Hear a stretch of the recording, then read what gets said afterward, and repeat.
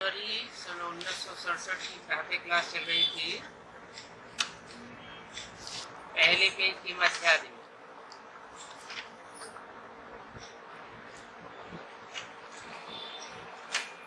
बात चल रही थी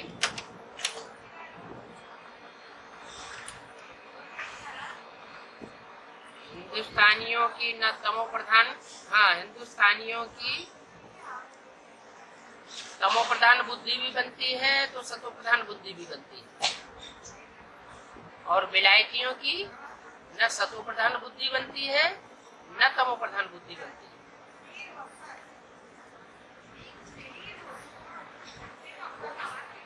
अभी उनकी बुद्धि फिर भी अच्छी है, किनकी? विलायतियों की।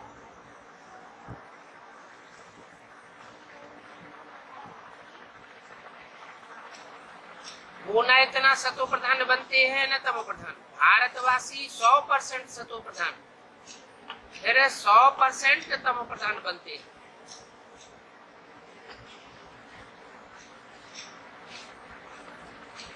सिंस की राशि किससे मिलाई जाती है? कृष्ण के साथ। इसका मतलब कृष्ण की सोल 100% सतो प्रधान नहीं बनती, और राम की सोल 100% सतो प्रधान भी बनती है। माना कृष्ण को जन्म देने वाला रचयिता भी बनती है, और आखिरी 84वें जन्म में जाकर के 100% तमो प्रधान भी बनती है। तो बाप भी बड़ा एक्यूरेट है, ये क्यों लगा दिया?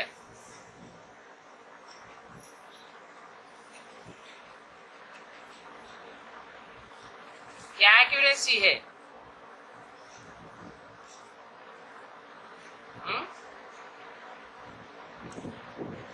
बाप सुप्रीम सोल जैसे विलायती बड़े एक्यूरेट है, टाइम के पंक्चुअल, ऐसे बाप भी विदेशी बन करके आया हुआ है, एक्यूरेट है। सवेरे सवेरे 12:01 का हिसाब है। सेकंड पास होने में मालूम ही नहीं पड़ता।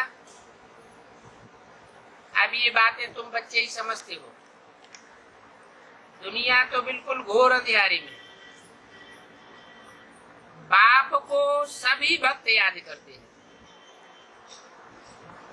कि हे पतित पावन आओ। दुख में सभी याद करते हैं, परंतु वो है कौन और कब आते हैं ये कोई कुछ भी नहीं जानते। कब कृष्ण को समझ लेते हैं, कब हनुमान को समझ लेते हैं, कब गणेश को समझ लेते हैं। भगवान के अनेक रूप दे दिए, तो जानवर मिसल ठहरे ना। जानवरों को भगवान बनाया हुआ है। जानवरों से भी बदतर तो मनुष्य है। मनुष्य होते हुए भी एक्यूरेट कुछ नहीं जानते, इसलिए कहा जाता है बंदर से भी बदतर, क्योंकि पतित तमो प्रधान बने और काम भी कितना तमो प्रधान है। बर्थ कंट्रोल के लिए विलायत में भी रणिया मारते रहते हैं। अखबार में पढ़ा था, एक गया विलायत में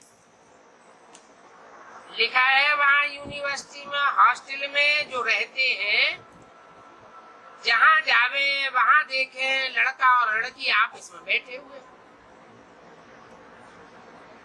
यूनिवर्सिटी में भी इतना गंद लगा हुआ है।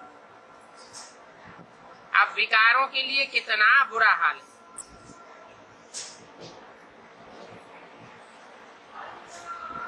जब ऐसा हाल होता है तो फिर वृद्धि होना बंद कैसे होगी?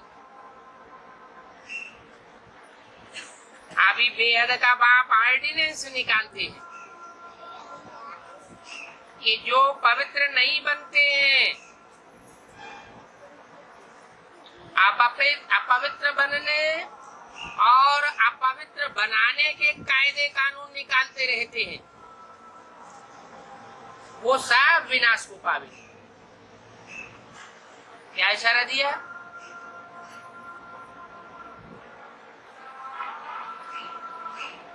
उन लोगों की तो पढ़ाई में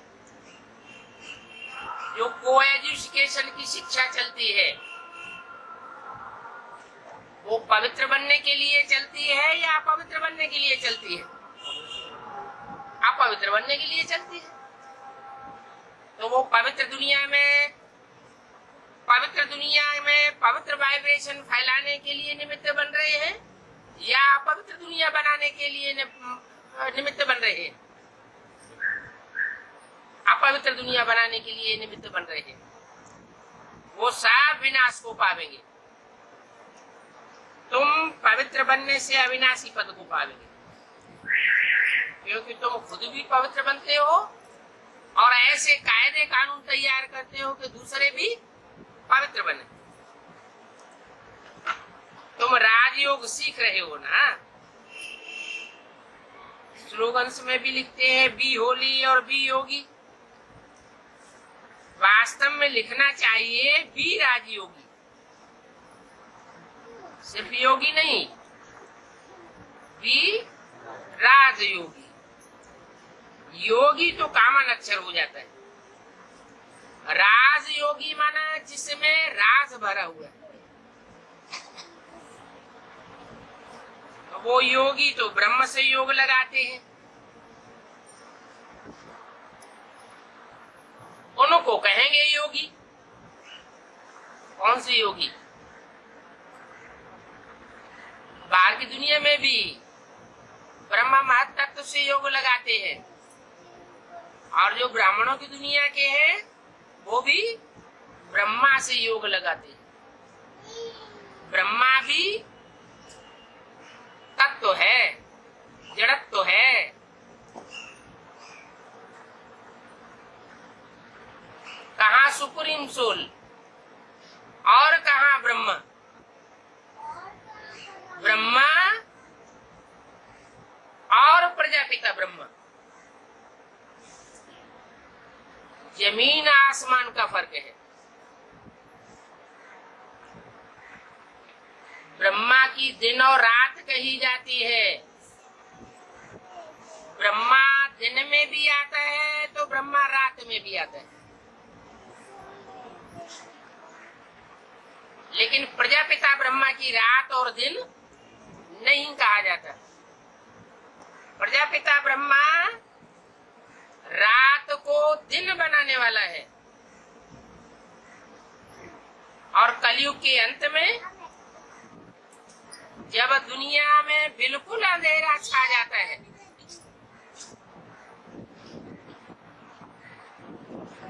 परमात्मा से भी सृष्टि पर पदार्पण होने वाला होता है, उससे पहले ब्रह्मा की रात कही जाएगी या दिन कहा जाएगा?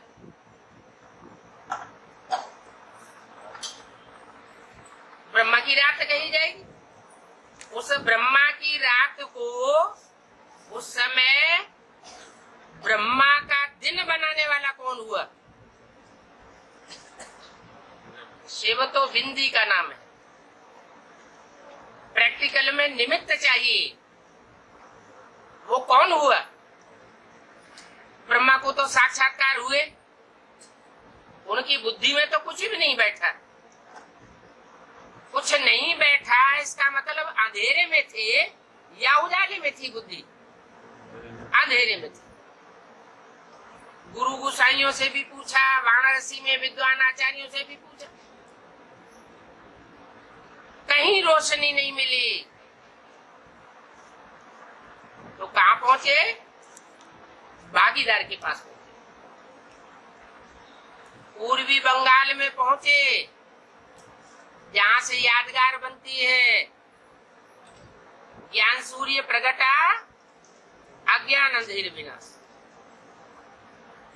तो सुप्रीम सोल वहीं से ही प्रत्यक्ष होता है, कोई निमित्त तन के द्वारा। ये तो बेसिक नॉलेज की बात हुई। और बेसिक नॉलेज में भी जब 4 अवस्थाएं पूरी होती हैं, सतो प्रधान कराची में, सतो सामान्य माउंट आबू में, मम्मा के शरीर छोड़ने तक, और रजो प्रधान मम्मा के शरीर छोड़ने के बाद से लेकर के बाबा के शरीर छोड़ने तक, जब तक मेले मलाखड़े चलते शुरू होते हैं। और जब मेले मलाखड़े शुरू हो जाते हैं तो तमो प्रधान हो जाती है बेसिक नॉलेज। 40 वर्ष का संगम युग लिखा हुआ है सीढ़ी के नीचे,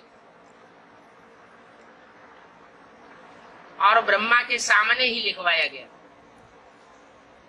तो बेसिक नॉलेज के ये 40 वर्ष कब पूरे होते हैं? 76 में पूरे होते हैं। 76 में ब्रह्मा पूरा तमो प्रधान बन जाता है। फिर जो ब्रह्मा की रात पूरी हो गई तो ब्रह्मा की सोल दिन में आना कब से शुरू होती है? शूटिंग पीरियड में।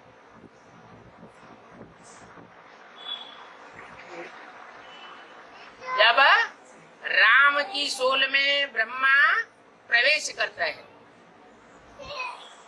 अधूरे चंद्रमा के रूप में, और चंद्रभाल कहा जाता है। तो ब्रह्मा के दिन की शुरुआत होती है, क्योंकि बीज रूप आत्मा के संसर्ग संपर्क में आने से ब्रह्मा की आत्मा जो जड़त्वमयी है, उनकी बुद्धि भी थोड़ी चलायमान हो जाती है। तो ब्रह्मा के दिन की शुरुआत होती है रात्रि के 12 बजे। रात्रि के 12 बजे तक सूर्य पूरा अंधकार में डूबता है, और रात्रि के 12 बजकर 1 सेकंड के बाद सूर्य अंधकार से उभरना शुरू होता है। तो ब्रह्मा की सोल भी सूर्यवंशी राम वाली आत्मा के संसर्ग संपर्क में आने से बीज रूप स्टेज पकड़ती है। बीज माना ज्ञान का बीज।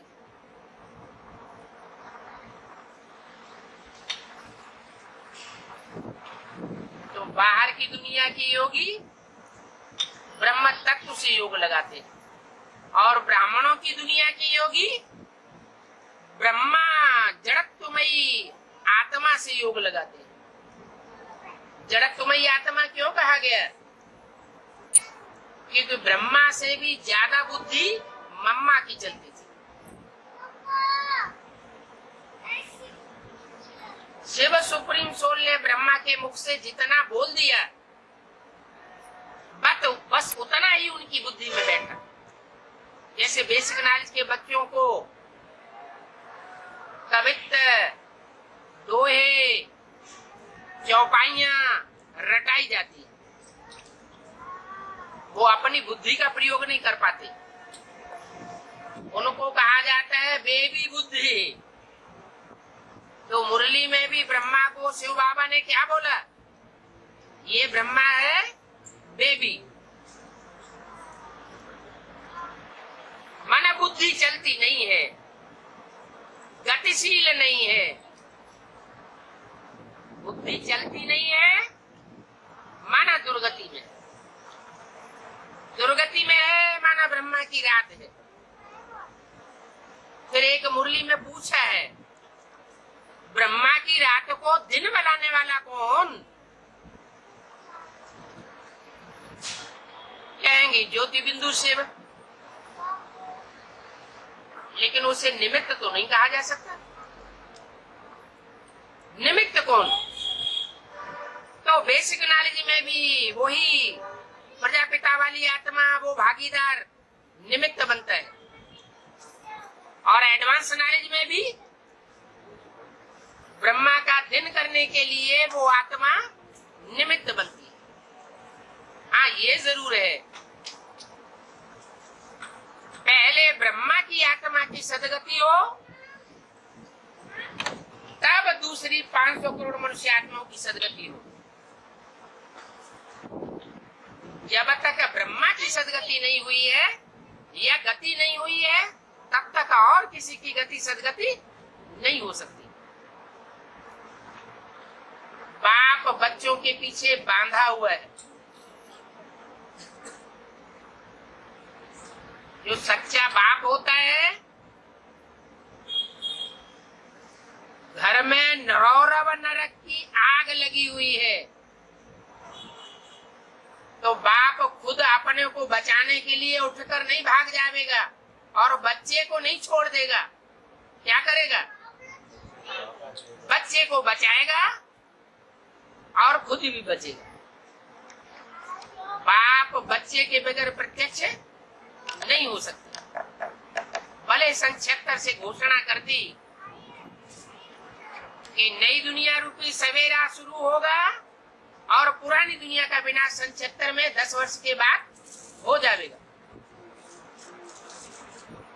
लेकिन ब्रह्मा की आत्मा पूरी संपन्न जब तक न बने, संपूर्ण चंद्रमा जब तक न बने, दूध के चांद से बढ़कर के संपूर्ण चंद्रमा बने,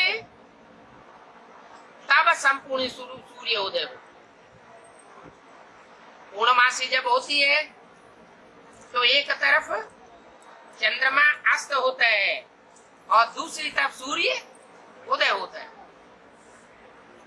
यहाँ भी पूछते हैं, बेसिक नॉलेज वाले भी पूछते हैं, एडवांस वालों को भी प्रश्न पैदा होता है, आखिर ये गुलजार दादी में ब्रह्मा का पाठ कब तक चलेगा? ये गुप्त हो जाए तो भगवान भी प्रत्यक्ष हो जाए। लेकिन नहीं, जब तक वो पहला पत्ता जो सृष्टि का है वही संपन्न न बने, तब तक दूसरी आत्माओं की संपन्नता नहीं हो सकती। वो अधूरा है, तब तक सारी सृष्टि अधूरी है। विधर्मी आत्माएं तो अधूरी है ही है, क्योंकि वो चंद्रवंश के बाद आती है। त्रेता युग में चंद्रवंश और उसके बाद इस्लामी, बौद्ध, क्रिश्चियन दूसरे धर्म आते हैं। माना चंद्रवंश की रहबरी में सब धर्म पलने वाले हैं। बेसिक नॉलेज में भी चंद्रवंश की रहबरी में पलते रहे, अभी भी पल रहे हैं। और एडवांस में भी अम्मा अम्मा करने वाले छोटे बुद्धि के बच्चे ढेर हैं, जो अम्मा के बगैर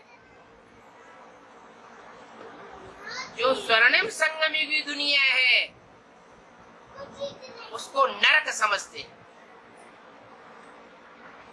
अपनी बुद्धि को सेट नहीं कर पाते ज्ञान।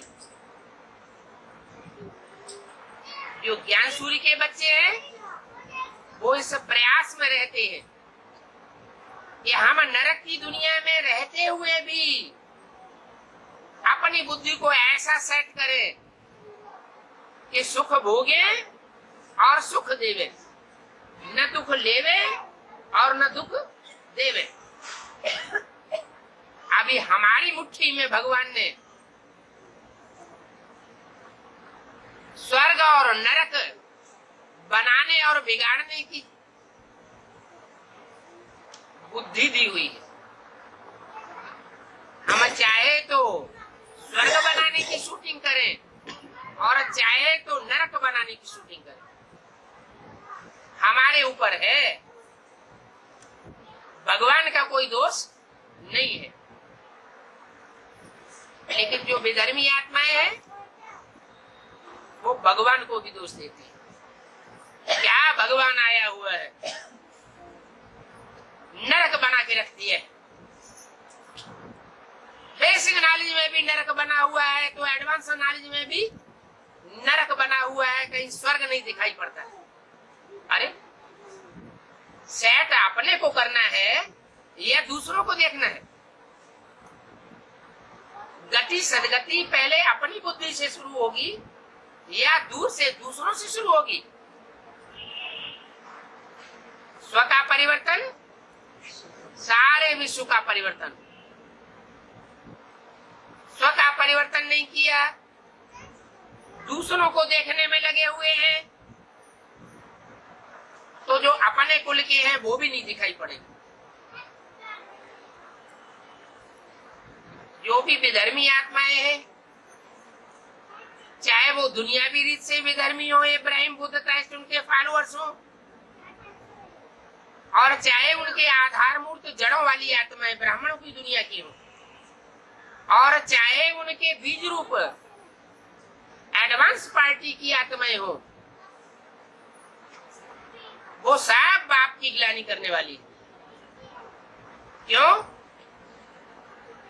क्योंकि बाप भी है, वो सुप्रीम टीचर भी है और सुप्रीम धर्मराज भी है। दूध का दूध और पानी का पानी करने वाला है। माँ ममतामयी होती है, मोहमयी होती है। माँ अपने गोद में पलने वाले बच्चों के साथ न्याय नहीं कर सकती।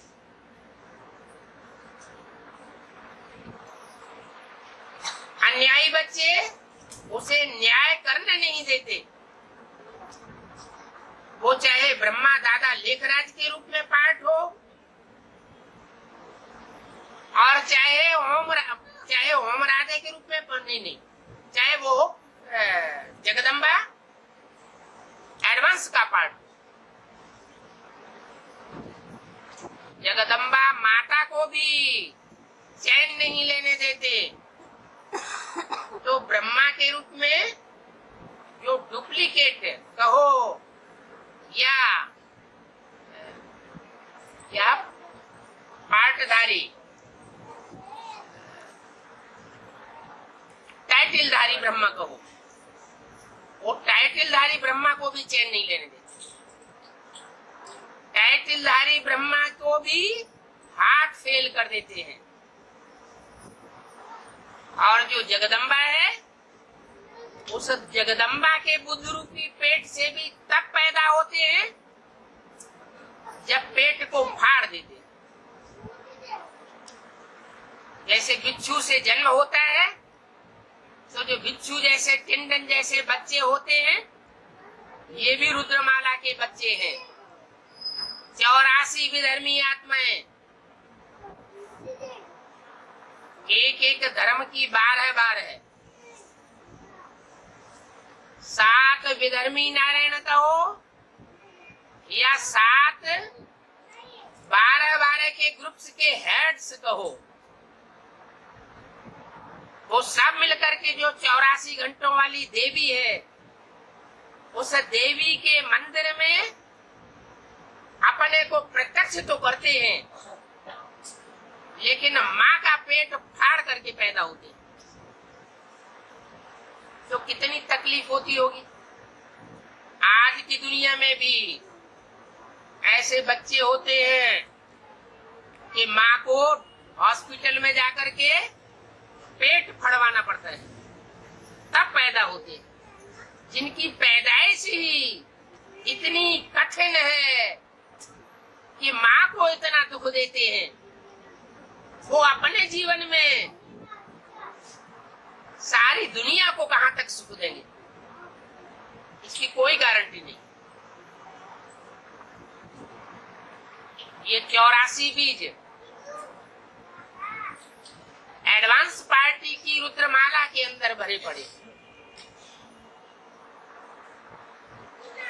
84 के बाद जो और 24 है, उनमें 12 सूर्यवंशी हैं और 12 चंद्रवंशी। जो 12 चंद्रवंशी हैं वो भी ज्ञान चंद्रमा को पूरा फॉलो करने वाले हैं। 11 जैसे कि ब्रह्मा की श्रेष्ठ भुजाएं कही जा सकती है। ब्रह्मा को फॉलो करने वाले होंगे तो ब्रह्मा जैसे ही हुए, बाप को फॉलो करने वाले होंगे तो बाप समान होंगे। कहीं मुरली में ये बोला है कि मां समान बनना है? नहीं, माँ बाप को फॉलो करना है ये तो बोला है, लेकिन ये नहीं कहा है कि माँ समान बनना है। क्या बोला? बाप समान बनना है। लक्ष्य है बाप समान बनने का। क्यों बाप समान बनने का लक्ष्य? क्यों? नर से नारायण बनने का लक्ष्य है, नारी से लक्ष्मी बनने का लक्ष्य है। तो नारी से लक्ष्मी बनेंगे तो बाप समान बनेंगे, या नारी से नारायण बनेंगे तो बाप समान बनेंगे?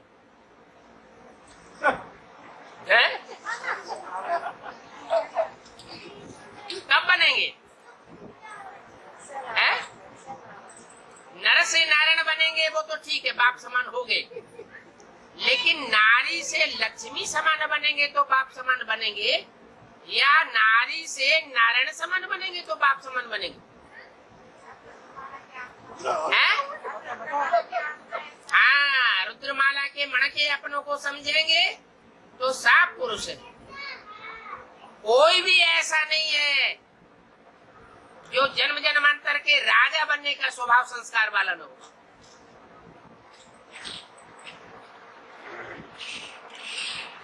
सब कंट्रोलर है। पुरुष होता ही है दुर्योधन, दुशासन स्वभाव वाला। रुद्रमाला के मणके भी स्वभाव संस्कार से सब पुरुष है। इसलिए क्या बनेंगे? बाप समान बनेंगे या लक्ष्मी समान बनेंगे? बाप समान बनेंगे। बाप का काम है असुरों का नाश करना, आसुरियत का नाश करना। और धर्म पिताओं का ये काम नहीं है। वो सिर्फ आकर के अपने धर्म की स्थापना करते हैं। आसुरी धर्मों का, तामसी धर्मों का विनाश, तामसी परंपराओं का विनाश नहीं करते। यहाँ तो बाप स्थापना भी करते हैं और विनाश भी करते हैं। नई राजधानी की स्थापना के साथ साथ पुराने जितने भी राज्य हैं, जो भी राजधानियां हैं, उन सब का विनाश कराए देते हैं। राज सत्ताओं का विनाश कराए देते हैं, धर्म सत्ताओं का विनाश कराए देते हैं। एक ही धर्म सत्ता रहती है और एक ही राज्य सत्ता रहती है, और दुनिया में एक ही कैपिटल रहती है। तो जो बच्चे होंगे उनका भी क्या काम होगा? जो बाप का काम सो बच्चों का काम। और धर्म पिताओं के मुकाबले जो अल्लाह अव्वल दीन का पाठ बजाता है, अव्वल नंबर धर्म, दीन माना धर्म, धर्म की स्थापना करता है, वो विशेष कार्य विनाश का भी कराता है। तो शंकर द्वारा विनाश गाया हुआ है। तो जो भी रुद्रमाला के मणके हैं, चाहे वो शरीर से स्त्री हो, चाहे वो शरीर से पुरुष हो, उनका मुख्य पार्ट है बना हुआ, ड्रामा में नुधा हुआ है कि उनको भी असुरों का संहार करना पड़े। तो अगर स्त्री चोला है तो तो असुर संहारिणी गाया हुआ है।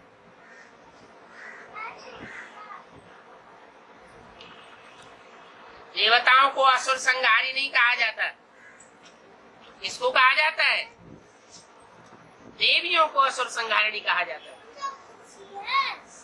तो स्त्री चोला होने के नाते वो बाप के कार्य में विशेष सहयोगी बनती है,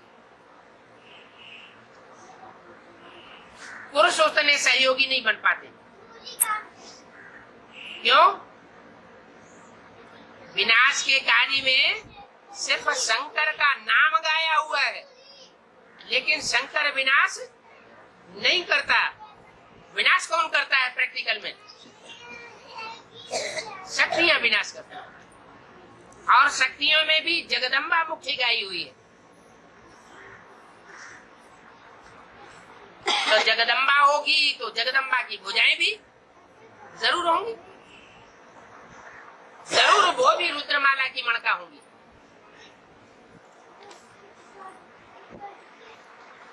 जो भी शक्तियां हैं वो शिव की शक्तियां गाई हुई है। उनका पाठ लुदा हुआ है। क्या पाठ लुदा हुआ है?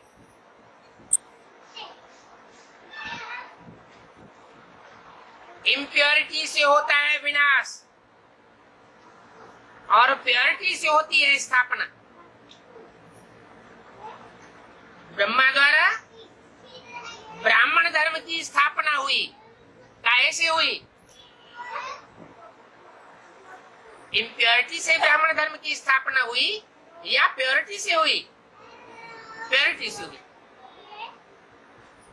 ऐसे ही विनाश का कार्य कल्याणकारी है या अकल्याणकारी? कल्याणकारी।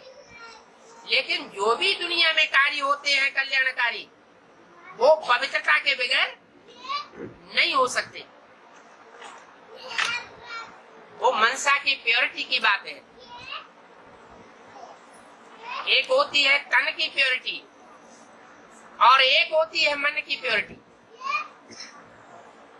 कोई तन से अपवित्र तो हो और मन से बिल्कुल पवित्र हो तो उसको क्या कहा जाएगा? पवित्र कहा जाएगा, पवित्र कहा जाएगा। बांधेली माताएं हैं, उनका भाव, उनकी श्रद्धा इम्प्योरिटी की ओर जाती ही नहीं। वो मन से पवित्र नहीं, अपवित्र होती ही नहीं। तन से जबरियन उनको अपवित्र किया जाता है। तो उनको पाप लगेगा या नहीं लगेगा? नहीं लगेगा। ऐसे ही दुनिया में जो भी माताएं हैं, उन माताओं की अम्मा कौन? सब माताओं की माँ जगदम्बा। माताएं दुनिया में सबसे जास्ती कलयुग के अंत में बंधन में आती है। तो बंधन में आने वाली माताओं में सबसे ज्यादा बंधन में आने वाली माता रावण की जेल में कौन गिरती है?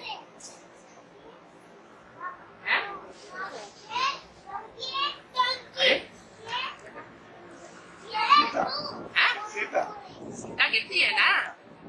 तो जगदम्बा सबसे जास्ती बंधन में भी आती है।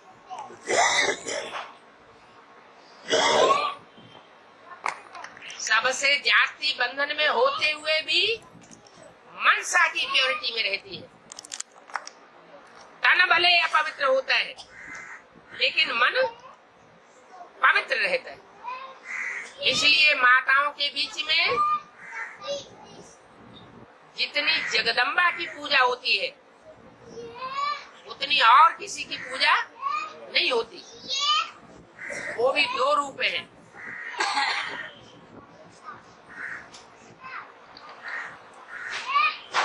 जगदम्बा के भी दो रूप हैं। एक है शाकाहारी और एक है मांसाहारी। जगदम्बा जब तमो प्रधान बनती है तो महाकाली का मांसाहारी रूप धारण कर लेती है।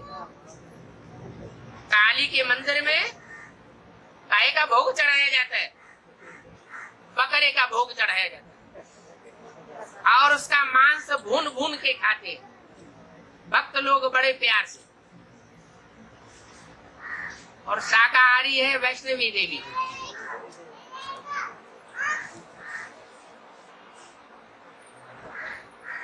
दोनों के भाव स्वभाव संस्कार जब मिलकर के एक होते हैं तो महालक्ष्मी का रूप धारण कर लेती है। वो महालक्ष्मी की पूजा दीपावली पर होती है, जब सबके ज्ञान रूपी दीपक जल जाते हैं, आत्मा रूपी दीपक जग जाते हैं, इम्प्योरिटी खलास हो जाती है,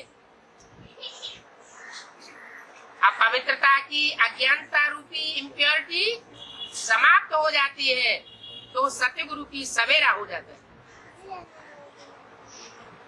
तो दिखाते हैं राम को गद्दी मिली, राम को राज तिलक मिला तो दीपावली मनाई गई। दीपावली मनाते हैं तो पहले किसका दीपक जलता है?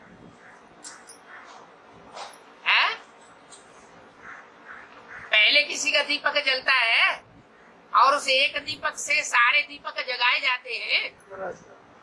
धर्मराज का दिया पहले जलाया जाता है, जलाया जाता है तो जलाने वाला भी कोई होगा। अब धर्मराज का दिया जलाया जाता है तो जो धर्मराज का दीपक जलाया जाता है वो धर्मराज की आत्मा कौन? कभी राम कह दिया, कभी ब्रह्मा कह दिया। सुधार एक बात बताओ, है? हाँ, जिसने ज्ञान में धारणाएं करके दिखाई तो ब्रह्मा को ही दिखाया जाता है कि ब्रह्मा ने धारणाएं की। जो प्यार करता है वही धर्मराज के रूप में फिर मार भी देता है। प्यार का पार्ट बजाने की जगह प्यार किया और जब मार का पार्ट का टाइम आता है तो मार भी बेशुमार देता है। कोई कहे ये कैसे हो सकता? ये हो ही नहीं सकता, यही हो सकता है। क्योंकि संगम युग में कोई पाप कर्म करता है तो उसका कितना गुना बोझा चढ़ता है? 100 गुना बोझा चढ़ता है। ब्रह्मा जैसी श्रेष्ठ आत्मा को, धारणावान आत्मा को, जिसने बच्चों के इतनी बदतमीजियां सहन की, ऐसी श्रेष्ठ आत्मा को जिन्होंने दुख दे करके हार्ट फेल कर दिया, क्या उनका पाप कर्म नहीं बनता 100 गुना? अगर उनका पाप कर्म 100 गुना बनता है, जिन्होंने ब्रह्मा जैसी श्रेष्ठ आत्मा को भी धोखा दिया और दुनिया में अपना मर्तबा बढ़ा लिया, तो उनका हिसाब किताब कब पूरा होगा? सतयुग में कि त्रेता में? कहाँ पूरा होगा? संगम युग में ही हिसाब किताब पूरा होगा। और कौन हिसाब किताब पूरा करेगा? जिसके साथ हिसाब किताब हुआ है वो हिसाब किताब पूरा करेगा। तो ब्रह्मा की सोल ही धर्मराज के रूप में निमित्त बनती है। इस बात के निमित्त बनती है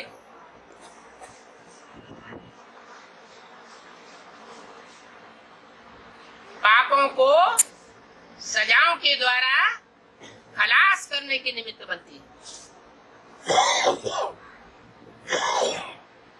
वो धर्म का राजा है, दूध का दूध और पानी का पानी करता है। इसलिए बाप कहते हैं धर्मराज है मेरा राइट हैंड। त्रिमूर्ति के चित्र में राइट हैंड में कौन बैठा हुआ है? ब्रह्मा बैठा हुआ है। वो है मेरा राइट हैंड और शक्तियां भी है मेरी राइट हैंड।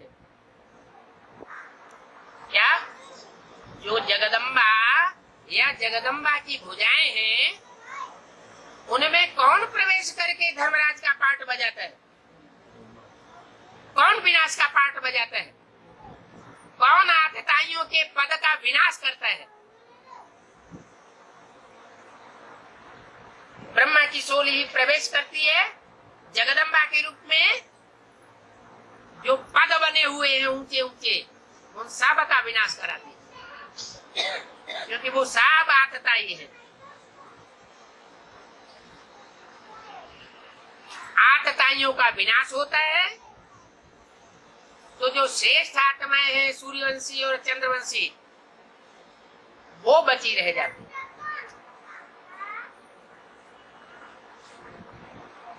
फिर उनका राज्य चलता है। जब तक आतताइयों का विनाश नहीं होता,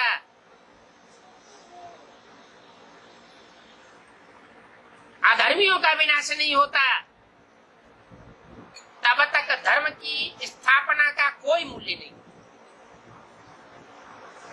सन 68 से बाबा के शरीर छोड़ने के बाद ब्राह्मण धर्म की स्थापना हुई पड़ी है,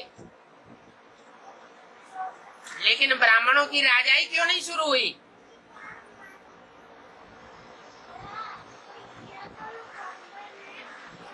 क्यों? कि जब तक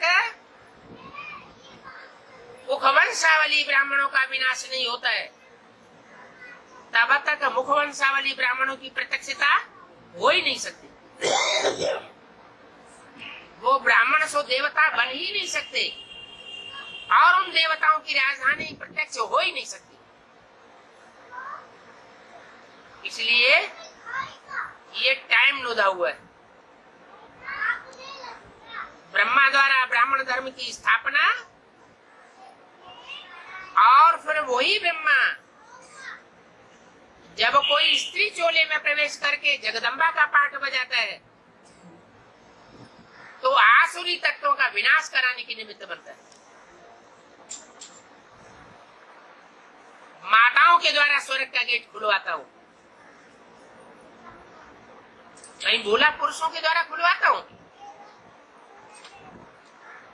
माताओं के द्वारा खुलवाता हूं, क्योंकि असली जो पवित्रता है वो माताएं ही धारण कर सकती हैं। माताएं चाहे तो अपना घर परिवार में दृढ़ता को अगर पालन कर ले, पकड़ ले, और अपनी बात पर अड़ जाए, तो पुरुष उनको अपवित्र नहीं बना सकता,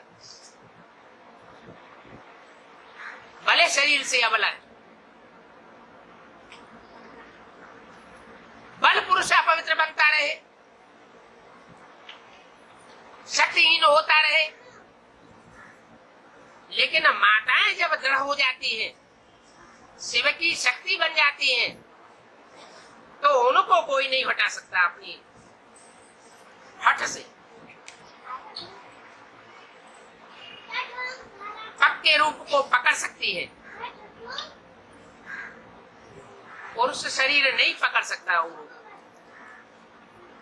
इसलिए शिव शक्तियां गाई हुई है।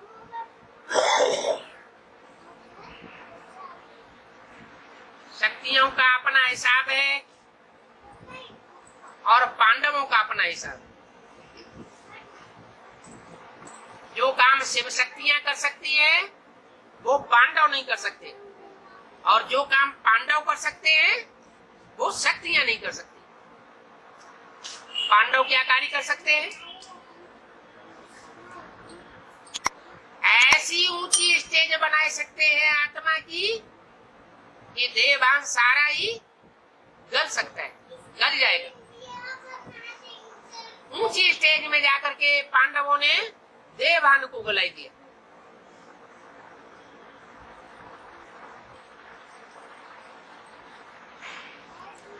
ये पांडवों के लिए गए।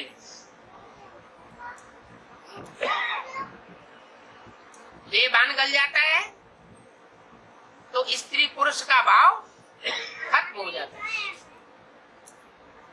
आत्मा आत्मिक स्वरूप पकड़ लेती है, फिर वो आत्मा भी शक्ति स्वरूप बन जाती है। वो आत्मा कोई भी चोले में प्रवेश करके जैसे बाप और दादा पाठ बजाते हैं, ब्रह्मा की सोल और शिव की सोल प्रवेश करके पाठ बजाती है, वैसे वो आत्मा भी स्त्री या पुरुष का पाठ बजा सकती है।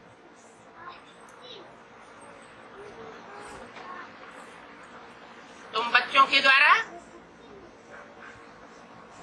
बाप दादा की तरह प्रवेश करके पाठ बजाने का रोल निभा हुआ है। नहीं तो ये दुनिया के बड़े बड़े वैज्ञानिक जिन्होंने एटम बम बनाए हुए हैं, हाइड्रोजन बम बनाए हुए हैं, इनमें इतनी ताकत नहीं है कि वो अपनी बनाई हुई रचना को ही प्रैक्टिकल रूप दे सके। वो अपने बनाए हुए एटम बमों को फोड़ने की ताकत नहीं रखते।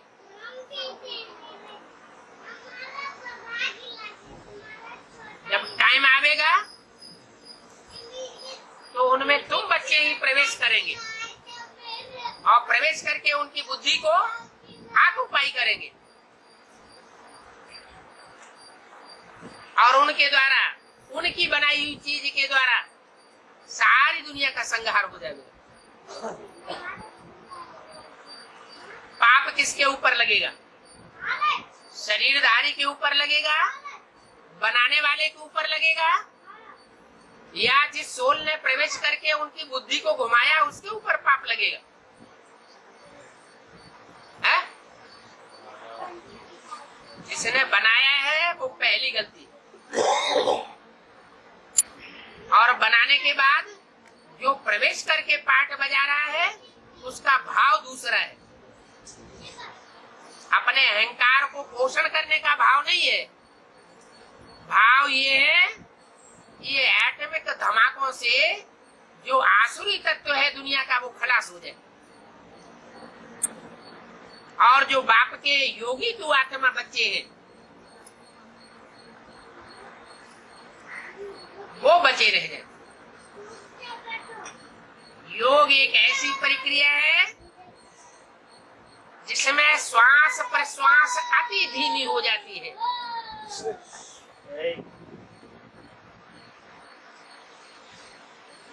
जब आदमी देहभान में आता है, विकार में जाता है, तो श्वास प्रश्वास की प्रक्रिया उखड़ जाती है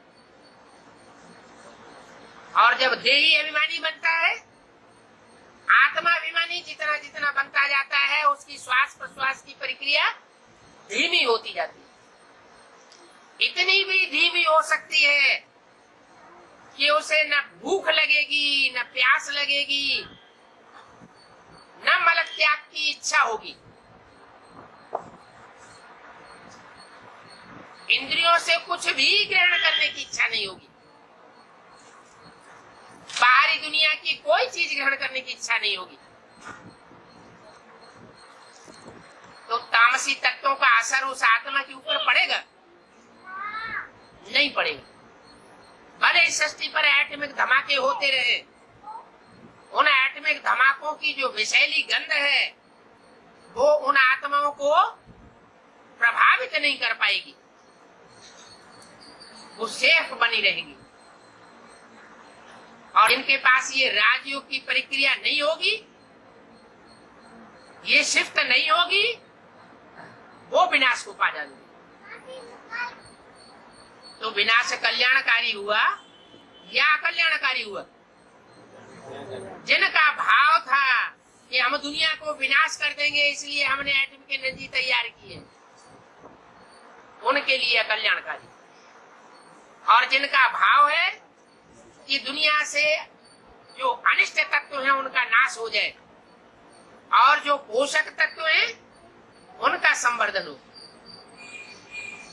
तो भाव प्रधान विश्व रचिरा का जिस भावना से जो कर्म किया जाता है उसका फल भी वैसा ही होता है। श्रेष्ठ भावना से विनाश का कार्य भी किया गया तो भी वो कल्याणकारी होगा। इसलिए गीता में लिखा हुआ है कि आत्मनिष्ठ अगर सारे संसार की भी हत्या कर दे तो उसके ऊपर कोई पाप नहीं लग सकता। तो ये विशेषता है राजयोग की। ऐसा राजयोग सिवाय परमात्मा बाप के और दुनिया में कोई मनुष्य मात्र सिखाई नहीं सकता। वो देह के योग सिखाएंगे, दैहिक क्रियाएं सिखाएंगे, उल्टे हो जाओ, सीधे हो जाओ, योग की ढेर प्रक्रियाएं सिखाएंगे। वो शारीरिक व्यायाम सिखाते हैं, लेकिन मन को एकाग्र करने वाली तरीका नहीं सिखाते। मन बुद्धि को कैसे एकाग्र किया जाए? मन ही तो बड़ा चंचल है। ऐसे कहीं कहा कि 10 इंद्रियां बहुत चंचल हैं और मन चंचल नहीं है। मन बहुत चंचल है। मन की चंचलता दृष्टि से मापी जाती है। आंखें बहुत धोखा देने वाली है। आंखें स्त्रियम भी बनती हैं और आंखें चंचल से चंचल भी बनती है। आंखें सिविलाई भी बनती है और आंखें किमंडलाई भी बनती है। 10 इंद्रियों में सबसे जास्ती इंद्रिय सूक्ष्म है आंख, और आंख से भी ज्यादा सूक्ष्म है मन। मन से वाइब्रेशन बनते हैं। दृष्टि से भी सृष्टि सुधरती है, लेकिन तभी दृष्टि से सृष्टि सुधरेगी जब दृष्टि पवित्र बन जाए, और पवित्र दृष्टि तभी बनेगी जब मनसा एकाग्र हो जाए। वो मनसा की एकाग्रता मनुष्य गुरु नहीं सिखा सकते। ये मनुष्य गुरुओं का काम नहीं है। मन है आत्मा, मन बुद्धि को ही आत्मा कहा जाता है। शरीर में 10 इंद्रियां हैं। आत्मा जब शरीर छोड़ती है तो 10 इंद्रियां निर्जीव हो जाती है। उनमें कोई हरकत नहीं रहती। आंखें भी बटन हो जाती हैं। है 10 इंद्रियां मौजूद मुर्दे में, तो कौन सी चीज निकल गई?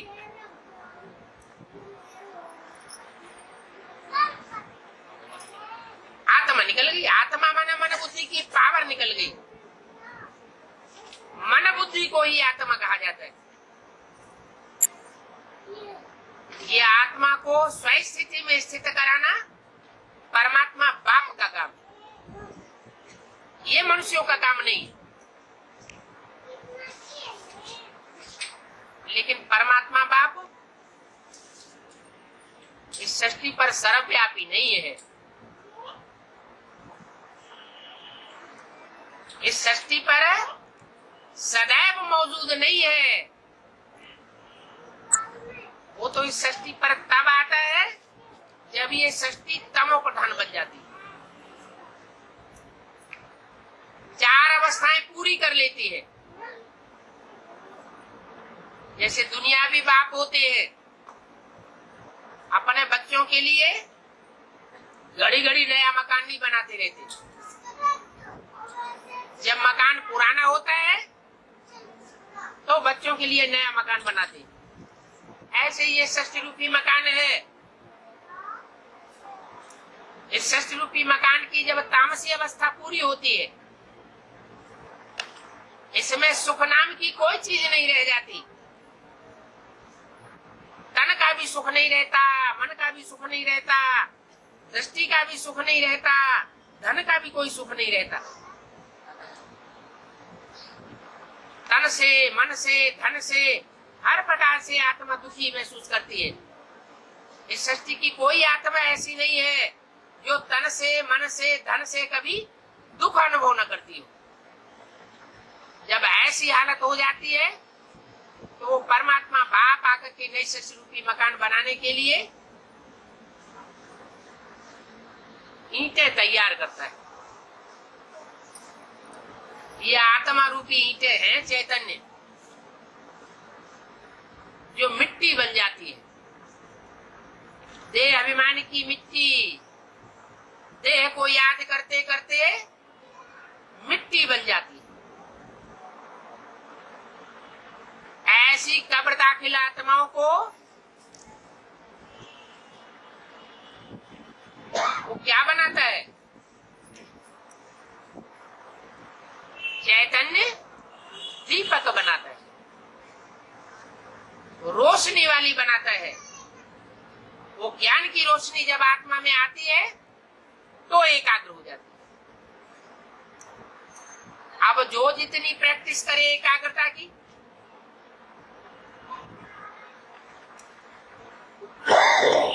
वो इतने देहवानी होते हैं कि धन कमाने में ही लगे रहते हैं। मेरी देह का पोषण होता रहे, मेरे बाल बच्चों का पोषण होता रहे, सेफ्टी बनी रहेगी। अरे धन तो विनाशी है, विनाशी धन से क्या सेफ्टी होगी? धन की शक्ति, मन की शक्ति और तन की शक्ति, ये तीनों शक्तियों में सर्वोपरि शक्ति कौन सी है? मन जो है वो अविनाशी चीज है। जो अविनाशी है वही श्रेष्ठ शक्ति है। ये तन भी विनाशी, तन के 5 तत्व भी विनाशी, और इस धन से कमाया हुआ धन भी विनाशी। जो मन बुद्धि रूपी आत्मा है, उससे कमाया हुआ जो ज्ञान धन है वो अविनाशी है। इस विनाशी शरीर से जो विनाशी धन कमाया जाता है वो अगले जन्म में साथ नहीं जाता, और अविनाशी मन बुद्धि रूपी आत्मा से जो ईश्वरीय ज्ञान धन कमाया जाता है वो अगले जन्म में साथ देता है, साथ जाता है। और जन्मों में तो 1 जन्म के लिए, 2 जन्म के लिए साथ जाता है, और यहाँ तो ये अविनाशी ज्ञान धन जन्म जन्मांतर के लिए अविनाशी हो जाता है। जो यहाँ जितना ईश्वरीय ज्ञान धन धारण करेगा वो जन्म जन्मांतर के लिए साहूकार बनता रहेगा। अविनाशी ज्ञान धन से जो जितनी दूसरों की सेवा करेगा, उस सेवा के आधार पर वो आत्मा जन्म जन्मांतर के लिए राज्य पद प्राप्त करता रहेगा। 21 जन्मों में दैवी राज्य प्राप्त करता है, और 21 जन्मों के आधार पर 63 जन्म जो आसुरी राज्य चलता है वहां भी उसका हिस्सा बन जाता है। क्योंकि इसे एक ईश्वरीय जन्म में जो कमाई करते हैं वो ईश्वरीय कमाई 21 जन्म तक फल देती रहती है, लेकिन 21 जन्मों के आधार पर जो संस्कार बन जाते हैं आत्मा के संगम युग में, वो 63 जन्म भी काम देते हैं। जैसे कोई आत्मा यहाँ तीव्र संस्कार वाली बन जाती है, तीव्र योगी बन जाती है, तीव्र पुरुषार्थी बन जाती है, तो द्वापर कलयुग में भी जाकर के वो तीव्र पुरुषार्थी के रूप में जन्म जन्मांतर प्रत्यक्ष होती रहेगी। जैसे महारानी विक्टोरिया का वजीर स्ट्रीट लाइट पर पढ़ाई पढ़ता था, और पढ़ते लिखते इतना होशियार हो गया समाज में कि वो महारानी का वजीर बनकर के बैठ गया। महारानी की बुद्धि राज्य चलाती है या वजीर की बुद्धि राज्य चलाती है? वास्तव में राजा ही कौन करता है?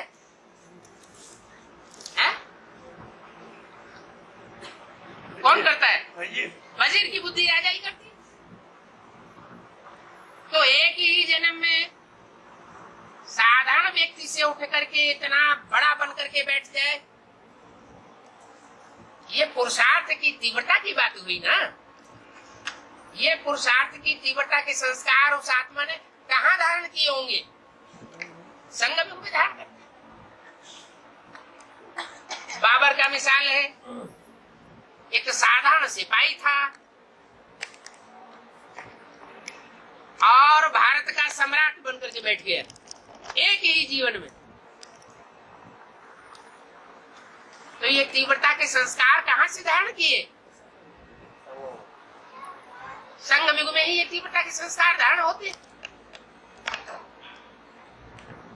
तो अभी ये संगम युग जो है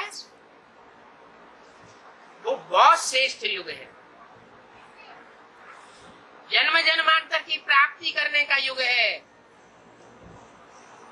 इस जन्म में अगर चूक हो गई प्राप्ति करने में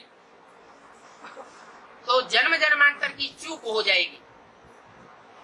जन्म जन्मांतर की नहीं चूक हो जाएगी, लेकिन कल्प कल्पांतर की चूक हो जाएगी।